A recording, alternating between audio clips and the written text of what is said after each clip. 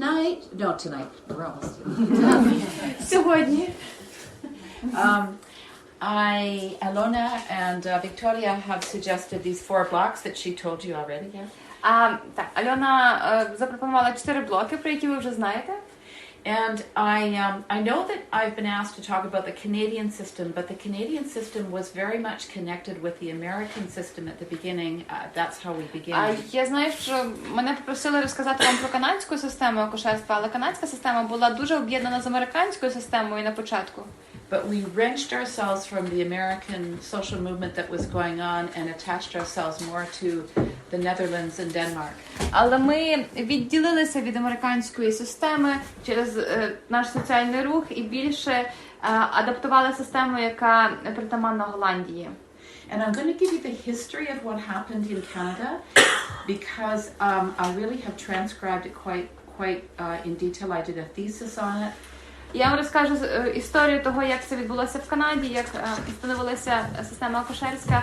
Я писала по цьому свою дипломну роботу. And part of the reason for me to give you a really good detailed history is because I hope somebody is going to be writing the history of Ukrainian childbirth. І частина причини, чому я хочу вам дати цю історію канадської системи в деталях, тому що сподіваюся, що так само тут, можливо, хтось з вас буде писати історію українського акушерства. Is there one already? Чи є тут хтось такий? We'll find something. А ми розкажемо. Ми розкажемо. Okay, so probably in this room you would pool your resources and you would have a good history. Я так думаю, що в цій кімнаті, якщо б ви разом попрацювали над цією темою, ви б вже мали хорошу історію акушерства. And interview Victoria's mother and people of her age. І проінтерв'ювали мою маму і жінок її віку. Yeah. Okay, so the reason this is it's called How Modern Childbirth in North America Developed Out of Social Movements of Our Time. Назва цього блоку як сучасне дітонародження в Північній Америці розвинулося з теорії соціального руху сучасності. Is because midwifery in Canada and United States developed in a very different way from Europe. Тому що акушерство і в Канаді, і в Америці розвивалося в абсолютно інший спосіб, ніж в Європі. It developed out of people who were radical thinkers and people wanting also to take back normal birth. Yeah. Воно розвивалося від людей з радикальним світобаченням і від людей, які намагалися забрати та змінити нормальне народження, нормальні пологи. In a place where the only indigenous midwifery, the only midwifery that grew out of North America really was from indigenous people. Це країни, це території, в яких реальне акушерство, яке звідти виникло, то це було акушерство жінок корінних народів. The rest of us were settlers from Europe. Всі інші з нас це були переселенці з Європи. Okay, so I'm going to go ahead. This is what we're going to cover. But maybe I just suppose, хотіла би так само наголосити, що в цьому перекладі, коли я говорю акушерство, Беті говорить слово midwifery. В українській мові немає відповідника і різниці між obstetrics, що є акушерство, і midwifery, що є акушерство, тобто те, про що говорить Беті. Midwifery від midwife акушерка і obstetrics від obstetrician акушер-гінеколог. Тобто, щоб ви розуміли, що ось ця різниця в перекладі, типу, вона не відображається. So you're going to use those two words? No, I'm going to use just one because in Ukrainian we don't have two. We don't have different words for midwifery and obstetrics. So crazy. Дуже дивно і прям. Віка, а може казати ліцензована акушерка? Ні, але коли кажу, можу казати midwifery акушерство. Якщо це буде мати сенс. Так. Мабуть, можливо, давайте я буду дивитися по контексту. Якщо буде То я буду. But it's Amalia is working on that, right? With the ears. After this 4 days, you're going to have the right word you want to use for. Беті каже, що через 4 дні в нас буде, ми знайдемо те слово, яке ми хочемо використовувати для позначення цього терміну. And you and I will know it. І ми будемо це знати. І ви, і я. Okay, so we're going to talk about the why it's a little different from Europe. You just go through there. Отже, план такий. Акушерство в Європі і акушерство, акушерство в Північній Америці, 50-70 в Америці і Канаді, акушерка, дебати акушерок, чи це є покликання, чи це є кар'єра, соціологічні теорії про те, що таке є професія, що складає професію, теорія соціальних рухів, і шосте сутність альтернативних рухів народження, альтернативних Шляхів народження. Прошу? Може, шляхів народження. Рухи альтернативне народження. Рух за альтернативне народження, шостий пункт. So this is part of the European thing, right? This is the European Inquisition. This is Europe. Європа, як могла статися інквізиція? Це Європа, це частина європейської інквізиції. So you all know about the Inquisition and the burning of the witches, of course. Ви, звичайно, знаєте про інквізицію і спалювання відьом. So my question always was, how could that happen? У мене завжди було питання, як таке могло статися? So one of the things that we've realized, so I've done a lot of research into this as well. Я дуже багато досліджувала це питання. I don't need to go through it too much, but there are some things important to talk about. Не буду дуже багато про це говорити, але є деякі важливі речі. One is that in those days, the ordinary person could not read. Важливо в першу чергу те, що в той час звичайні люди не вміли читати. Most of the witches were women. І більшість відьом були жінками. And it was also developed out of the great fear of the clergy that the women knew something and had some kind of jurisdiction over knowledge that the clergy did not have. І так само багато походило з того, що вважали, що жінки знають щось таке, що їм знаті не дано, і вони не мають до того доступу, що жінки щось таке знають. The women had great power in the villages and the clergy wanted that power. Жінки мали великий вплив, велику силу в селах, і знать вона хотіла мати ось цей вплив так само. So they had to subjugate the women in some way, and so the best way to do it was to call them something that they were from the devil. І їм треба було якось ось це забрати в жінок, якось собі, і власне найлегшим способом було це назвати, що жінки вони походять від диявола. Власне, жінки зі знанням. To the extent that some of the women even believed they were. До тої міри, що навіть деякі жінки повірили, що вони були відьмами. And the other thing you should know is the clergy, the torturers, the people that put the women up on the stake, they all made money from this. І інша річ, яку ви повинні знати, що знають, що ті, хто робили тортури, ті, хто розпинали жінок на палях, садили їх на палі, вони з цього заробляли. So one analysis is that it was actually the beginning of capitalism. В одному аналізі стверджується, що це, власне, є початок капіталізму. Так почався капіталізм. We certainly know it was the beginning of the takeover of childbirth by medical men. Але однозначно те, що це стало початком того, що чоловіки почали переймати від жінок допомогу в пологах. And I don't think it's any coincidence that the way things are changing these days also is coming at the same time that fewer and fewer, more and more women are obstetricians. І я думаю, що це не є випадковість, але як речі змінюються сьогодні, більше і більше жінок стають лікарями, акушерами, гінекологами. For many years, even in the 1950s, they were still men. In the 60s. Дуже раніше, навіть в 50-х, 60-х роках, все-таки більшістю лікарів, акушерів, гінекологів це були чоловіки. So I just wanted to do that little review of Europe because that's my perception from the studying. And I don't know what the perception is here. Is there anything that people would like to add to that? Я би хотіла, щоб зробити ось цю коротку вступ про Європу. І це те, яким чином я дослідила Європу зі своєї сторони. Можливо, в залі є ще якісь думки, які ви хотіли би додати? Ще то, що акушерок називали midwife, це мудра жінка. І саме тому, що звертались до акушерок не тільки з приводу пологів, а звертались за життєвими порадами. І вони дійсно таку дуже великий вплив на людей, і тільки прибравши цих акушерок, можливо було забрати собі більше влади і більше впливу на громадськість.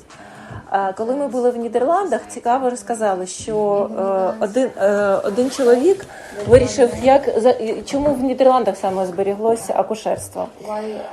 Тому що вирішили, що важкі жінки не можуть летати на метлах. Тому зважували акушерок, і якщо акушерка була з меншою вагою, її відьма, до 50 кілограм, а якщо більше, то життя їй дозволяло жити. І всі акушерки почали багато їсти, щоб від цього залежало життя. І таким чином саме в Нідерландах збереглось це традиційне акушерство. Ще тоді можна я добавлю? Так. В Нідерландів до акушерок зверталися з приводу перервати вагітність. І вони знали, хто від кого, це ж з ким вони, кого вони завагітніли. І тому це вони дуже багато знали. Дуже багато знали. Якщо задуматися, жіночі консультації. Так воно і є. Ну, я б теж хотіла сказати це про Європу, бо Україна – це Європа. Я не тільки досліджувала Європу, я досліджувала Франція, Німеччина, усі саме країни Європи. І дуже схоже в традиціях, як називали, там трошки якісь, І саме були виборні такі дві постаті. Це священник, його вибирали люди самі, і вся община йому допомагала вижити. І повитуха, травниця і костоправ. І саме на цьому трималася вся система здравоохранення європейського. Тому це дуже важливо було, бо вони мали великий вплив, вони дуже багато знали. Вони передавалось, вони саме були письменні, і священники, і травники, і передавали це дуже і ученицям, і породу передавали, і саме це були носії знань.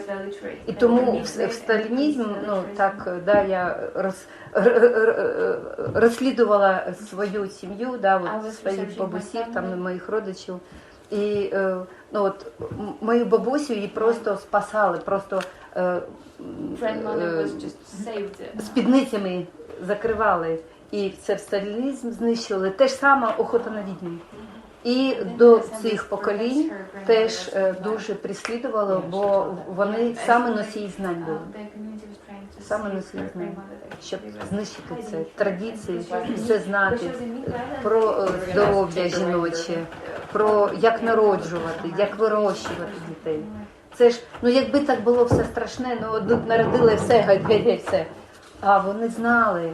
І оце ніжне ставлення. І бабушка, повитуха, це рідна, вона наче була рідна мати до родини, і наче бабуся була до онуків, до їх дітей. Теж така цікава, так? Alright, okay. So, we're going to go to North America. Продовжуємо. Північна Америка. So this is Canadian history. history is centered around colonialism. It's a sad but true story. Канадська історія, вона розгортається навколо колоніалізму. Сумна, але правдива історія. Yeah, and in particular the British and the French. Конкретно французького і британського колоніалізму. So what's interesting is there were medical acts in Canada, even this early in the 1700s. So first of all, the medical acts required the midwives to have licenses, and then they didn't require them to have licenses. Були різні медичні вимоги та протоколи, закони впроваджені в 1788-му. Спочатку акушерки були зобов'язані мати ліцензування на свою діяльність, а потім вони вже не були цього зобов'язані. Yeah, so this is the first act in Canada, and this is the first act in Ontario. So first act in Canada was in Quebec.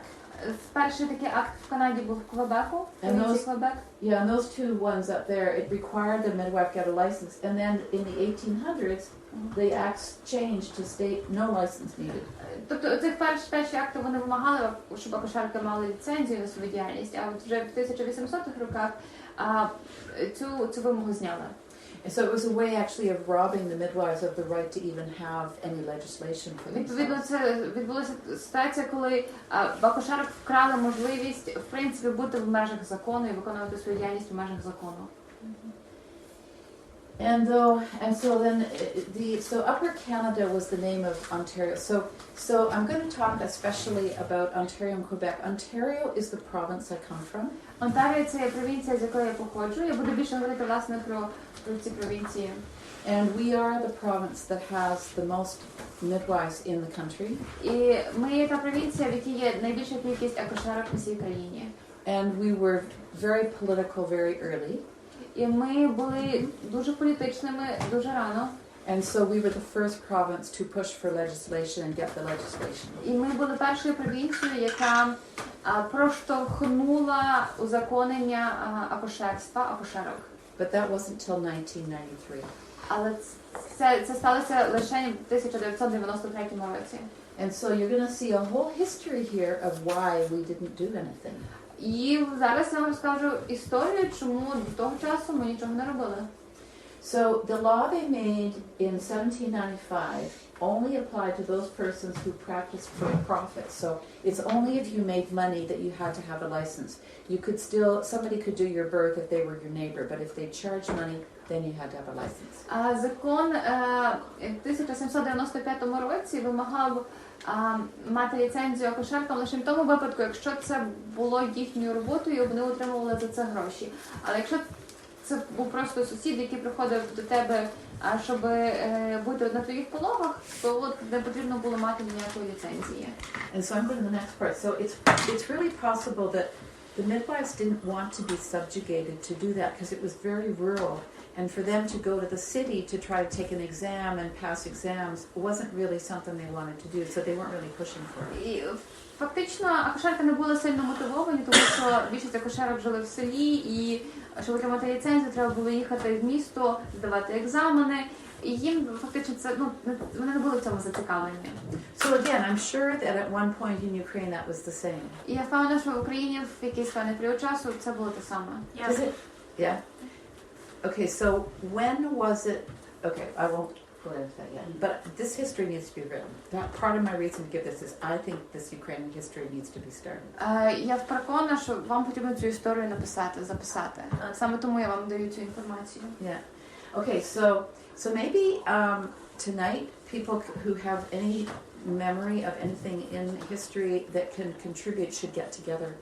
Можливо, сьогодні вам прийде в голову, згадайте якісь важливі моменти, які потрібно записати для історії акушерства. Зробіть це. Anybody who's a midwife student or a doula, it'd be good for them to go to the library and start to just dig that information.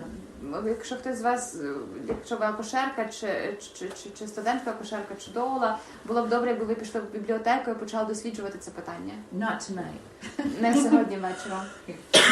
Okay, But the thing is, we know that probably the midwives in the countryside did have their own standards, right? Like they would have certain things they did and certain things they realized they couldn't do. Але фактично ми можемо припустити, що акушерки, які практикували в сільських місцевостях, в них були свої власні стандарти. Вони знали, що вони можуть робити, а як вони не можуть робити. And they would have a code of conduct between themselves and the mother whose birth they were doing. І в них так само, припускаємо, був певний написані правила поведінки, взаємовідносин між акушеркою і жінкою, на чиїх пологах присутня акушерка.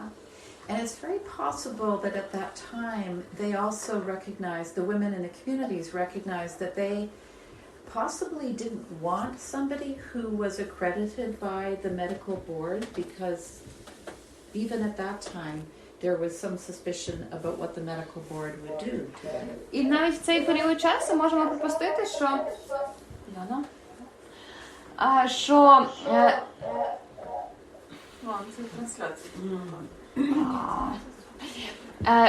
що не було потреби в спільноті і не було довіри до медичної сфери, до медичних фахівців, щоб здавати цей екзамен, тому що акушерки між собою мали ці стандарти, і йти здавати офіційний екзамен в медичні установи, вони цього просто-напросто не хотіли робити. So for me, so there were many waves of immigrants. It was the British and the French, but then it was other Europeans like my grandmother. Було багато хвиль імміграції, в основному британська і французька, але так само були інші, як от моя прабабуся. So these are Ukrainians settled in Manitoba. Це українці, які населилися в Мантобі. And my mother was born, so my mother was born in 1920s. Моя мама була народжена в 1920-му. But some people came like in the late 1800s and they had their own midwives. Але деякі люди приїхали в 1800-х роках, і вони мали своїх власних акушерок. And if they didn't, they would do each other's births. І навіть якщо в них не було акушерок, вони все одно відвідували пологи один одного. In my grandmother's village in Manitoba, my grandmother never learned to speak English because there were so many Ukrainians. She never learned. В моєму селищі, де оселилася моя прабабуся в Манитобі, вона ніколи не навчилася говорити англійською, тому що було так багато українців, і в неї не було цієї потреби. So that's the way it was. It's same in Quebec. All the French people coming from France, they did the same thing. Власне, така ситуація була в інших регіонах, так само в Квебеку, куди приїхали французи і так само говорили французькою. So in 1850, this is a really important little piece we found. The British Medical Journal published names of 11 midwives recognized by the College of Physicians and Surgeons in Montreal, that's in Quebec.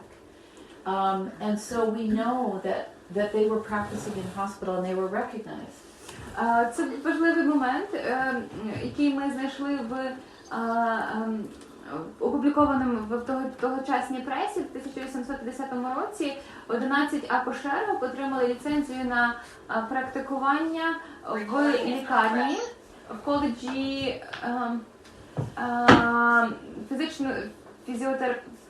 лікарів, коледж лікарів і хірургів в Монреалі. But probably the doctors at that time were trying to draw attention to the benefits of the midwives in the hospital, which is why they would condone this, right? Like why would the physicians want to put in their medical journal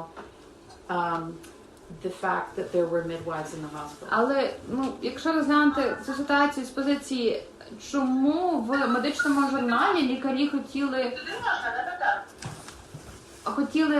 написати і розказати, що в їхній лікарні працюють акушерки, власне, мабуть, для того, щоб привабити клієнток тим, що в їхній лікарні є акушерки, і що So they would not want to condone the midwives working in home births because they weren't under their supervision. І вони не хотіли, власне, щоб акушерка працювала в домашніх пологах, тому що це відбувалося без супервізії лікарів. So Also, it was a very important thing at that time because some of them, a lot of the British laws were being enforced in Canada, and this is what they said in the British Medical Journal at that time. Maybe you should just translate what this is. Назва слайду, що знання для акушерства все одно трималися максимально мінімально для акушерок.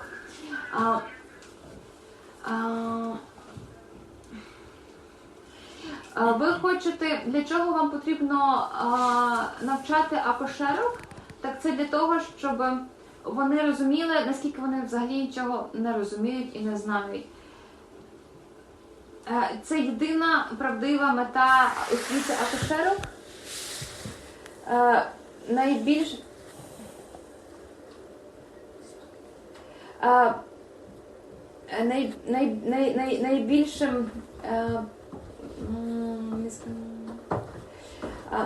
найбільш неправильною поведінкою акушерок було би те, щоб вони припиняли виконувати свої обов'язки. And I'll give you an example. I know that in Britain, I think it's around the turn of the century, the midwives were trained in everything about birth because like, why did the physicians even keep midwives around? That's a big question. So the midwives were trained about birth. They were trained about birth, but there would be limitations the doctors would put on them. Like, they wouldn't teach them how to suture. Власне, в Британії акушерок навчали, але було певне обмежене знання, які їм давали. А чому їх так обмежували в знаннях? Каже Беті, що, наприклад, їх би не навчали, як зашивати. They wanted to make sure that the midwives couldn't do everything, because if they did, then they wouldn't need the doctors. Вони хотіли переконатися, що акушерки не мають достатньо знання, щоб робити повністю все. Тому що якщо вони знатимуть, як робити абсолютно все, в такому разі для чого лікарі? But the doctors always wanted to keep the midwives there because they didn't want to sit through long labors, and they didn't.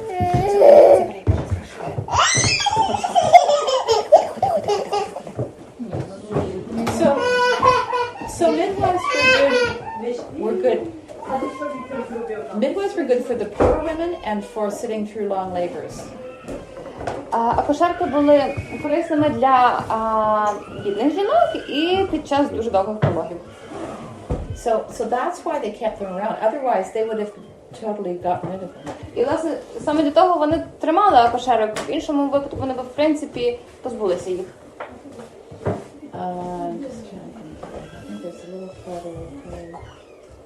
Мы уже все думаем там. Уже сердце бьется. Да, сердце такое. Невозможно.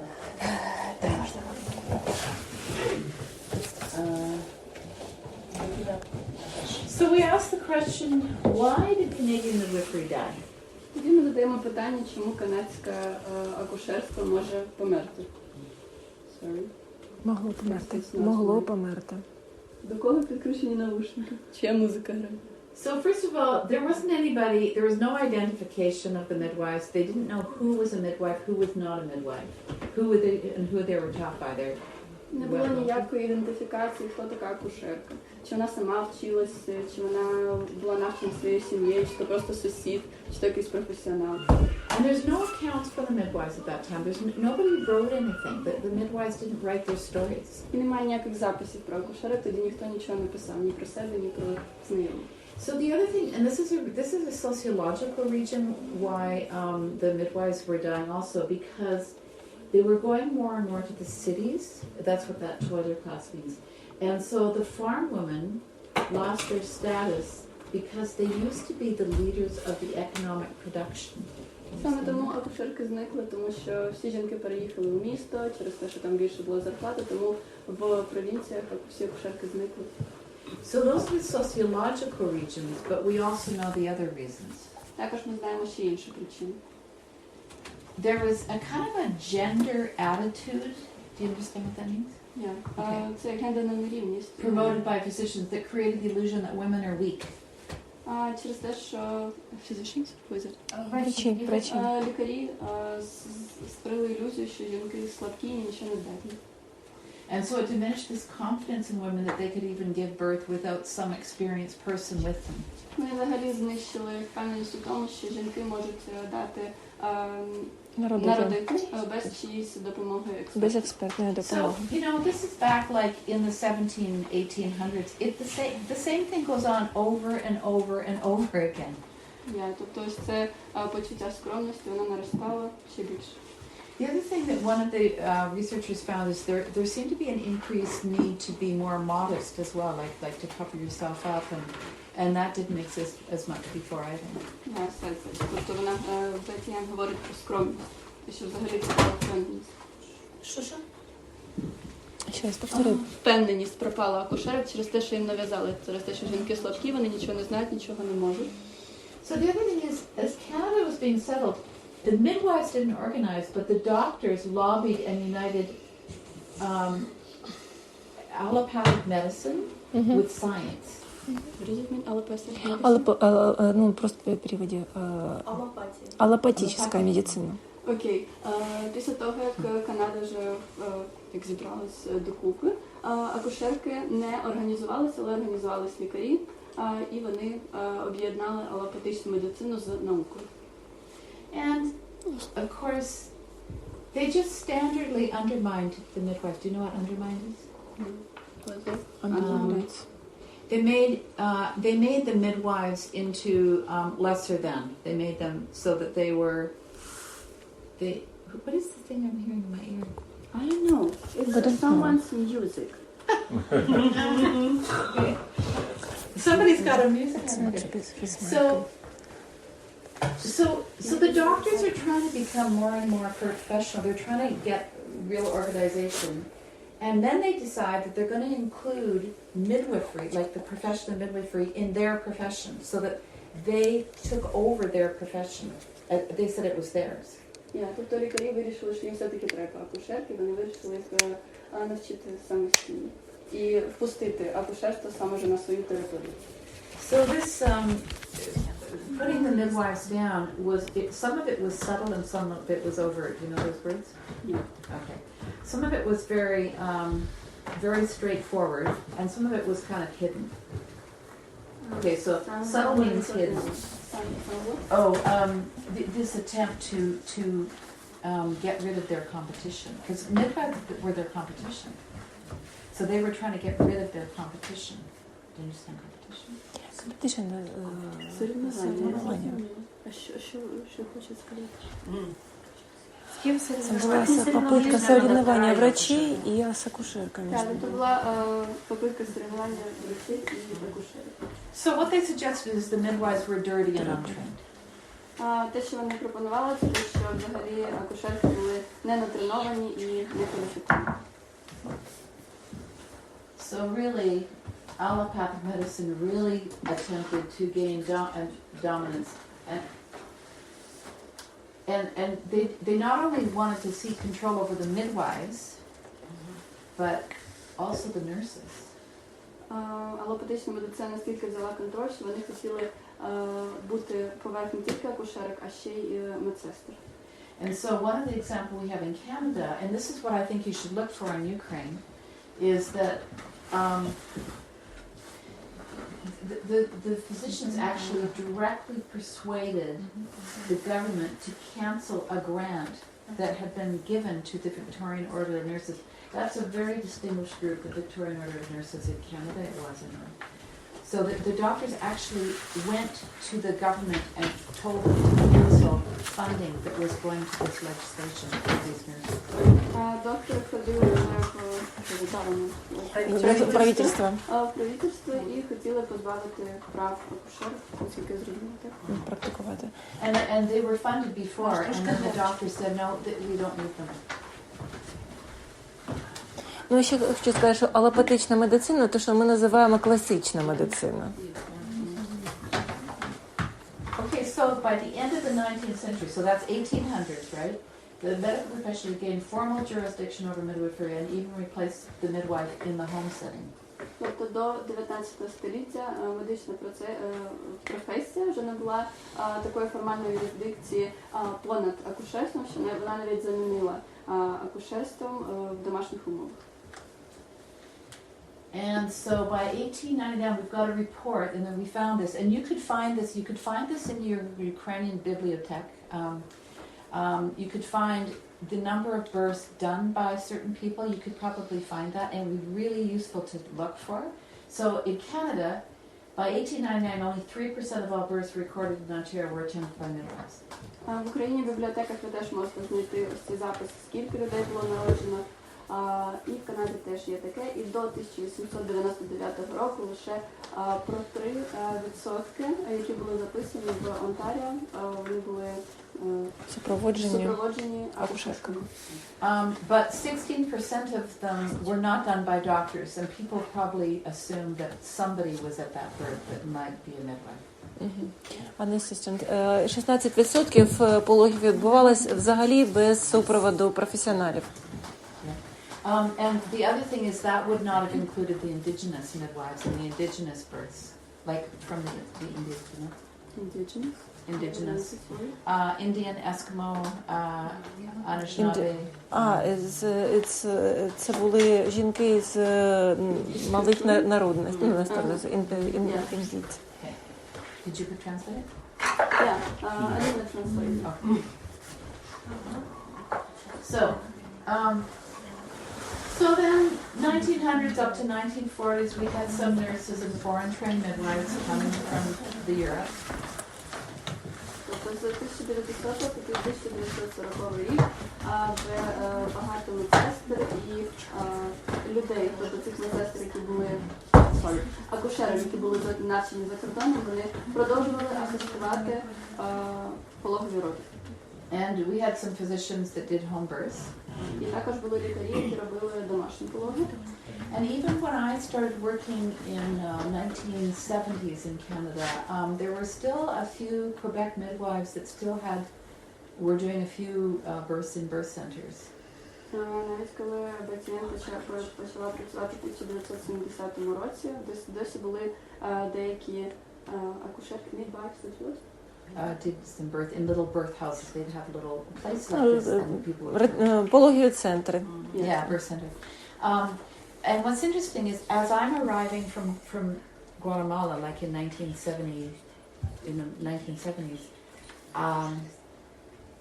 that's when they made a decision. There was no midwifery allowed, even in Quebec. Ontario, there had hardly been any, but Quebec. Коли Бетіен приїхала з Гватемали в 1970 році, вона зрозуміла, що взагалі будь-яке акушерство було заборонено.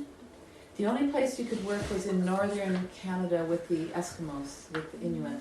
Єдине місце, де можна було працювати, це було з ескімосами на север, на півночі Канади. So they let us have licenses to be up there, but you weren't allowed to practice in southern Ontario. У тебе була ліцензія працювати там, але у тебе не було дозволу практикуватися в інших регіонах. So again, the midwives are okay for those indigenous people, but not for white settlers. Тобто акушерки були нормою для людей, Місцевих людей, не для білих людей. Не для білих. І ще, що лікарі могли приймати пологи вдома і їм асистували медсестри. І ще там було, що ці пологові центри, їх робили саме не для білих людей, а для корінних народностей. So my mother was born with a Ukrainian midwife in 1920, but all her babies, like I, was born in hospital.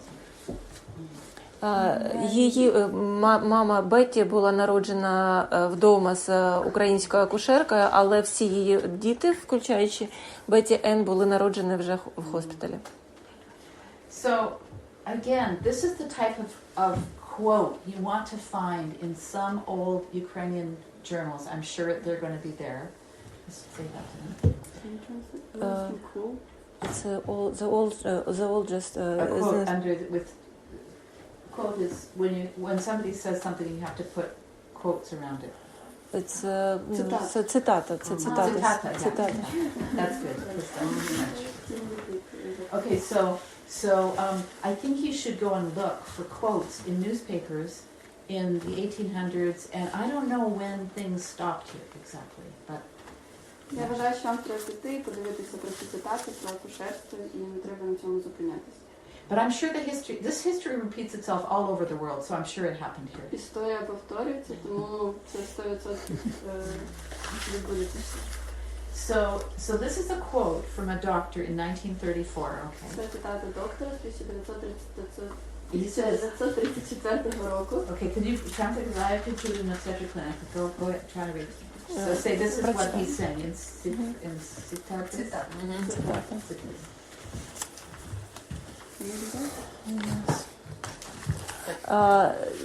В мене є впроваджені в акушерській клініці, ну, obstetrician clinic, це там, де працюють лікарі, акушери, гінекологи, для переваги пожилих жінок в старших жилох, ну, взрослих чи які в чиїх руках лежала акушерська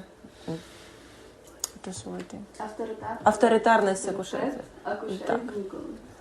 And they also said, like with religion, they will come round. They will become obedient, like they have been with religion.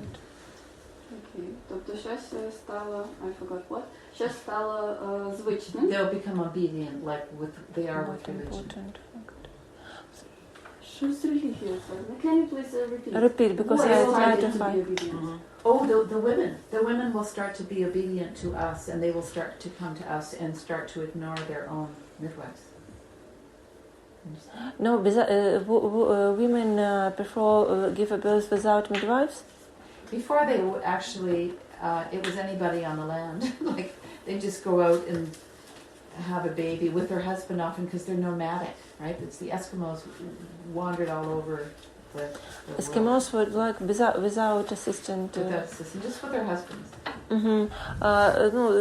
Був етап, коли ескімоси хотіли народжувати без супроводу, і пологи приймали саме їх чоловіки, без медичних супроводу. And then they moved them into settlements. They forced them into settlements, partly because they started to teach their children. They took their children away and put them in residential schools, and so that people came to the settlement to be close to their children that were in these schools. Settlement, Основання. Потім вони стали жити разом, тобто не окремо, не відокремлено, а жити разом, і щоб бути ближче до своїх дітей, і навчали тому, як допомагати в пологах. Тобто не відокремлено жили, а разом і самоорганізувалися в такі групи. And so then in the 1960s, so the reason I have to give this history is because the native women of Canada were developing their midwifery at the same time us as non-native people in Canada were developing our midwifery, and we in a parallel way in the 1970s started to begin to start midwifery together. Тетяна розповідає цю історію, тому що вона хоче порівняти шлях нативних канадців і корінних канадців і оцих інків, інуїтів. Вони розвивалися абсолютно по-різному, тому вона проводить паралель. And so one of the things that really made the Inuit sit up and take notice was in the 1960s, the Federal Medical Services Bureau began to evacuate all pregnant women at 36 weeks. They were forced to have a baby in a hospital down south, away from their family, away from their caribou and their food that they know, away from their villages, and they didn't like it. Починаючи з 1960 року, Федеральна медична служба Брунею організувала таке, що всі вагітні жінки в терміні 36 тижнів повинні були приїхати, покинути свої селища, поселення і бути окремо від своїх родин, народжуючи окремо від них. І це не було базовано на клінічних дослідженнях, і ніколи жінку про це не питали. Did you correct that? I think it also wasn't based on data, it was based on, yeah. Okay, and the other thing that's really important in Canada, it was crazy, is that in Canada, the Indigenous people felt, they distrusted the government, and they felt the government was trying to take, they do not feel if they're not born on their land, they don't feel that they own it. And they felt the government was trying to take them away from their land so they would not be born there, and then they would not own their land. Understand? Окей. Тобто після якогось часу ці інуїти вже почали відчувати, що канадське правительство їх випихує з їх країни, тобто вони вже не відчували, що це їх земля, що це їх дім. Абсолютно вони відчували себе там чужими. Yeah, it's in Canada that's a very important thing. Okay, so here come the social movements, and maybe this is a time to break. Це час для перерви чи ні? Хто знає? Так. Альона? Третю. Давайте тоді на обід. Це ж lunch time. Okay. Okay. Okay.